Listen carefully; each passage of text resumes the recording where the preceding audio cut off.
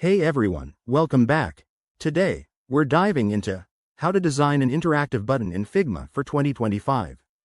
Figma has evolved with new features that make creating interactive elements a breeze, perfect for UI/UX designers or anyone building modern web apps. If you're new to Figma, don't worry, I'll walk you through it step by step. First, make sure you have a Figma account and the latest version installed on your device. Let's jump right in. Start by opening Figma and creating a new file. Go to the Design tab and select a frame to set your canvas.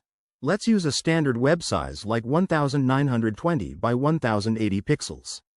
Now, for the button itself, grab the rectangle tool from the shape icons and draw a simple rectangle.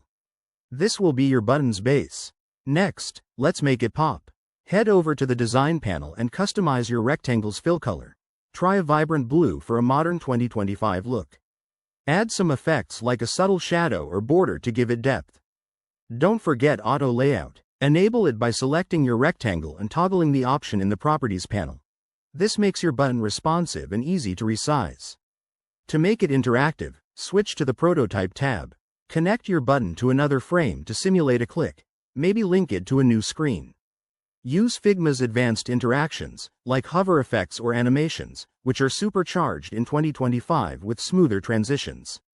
For example, add a micro animation where the button scales up on hover. Test your prototype by hitting the play button. Tweak as needed for the best user experience. Finally, once you're happy, export your design. Go to the Assets tab to create a component for reuse across projects. It's a game changer for efficiency. And there you have it. You've just designed an interactive button in Figma. If you found this helpful, give it a thumbs up, subscribe for more tutorials, and drop your questions in the comments.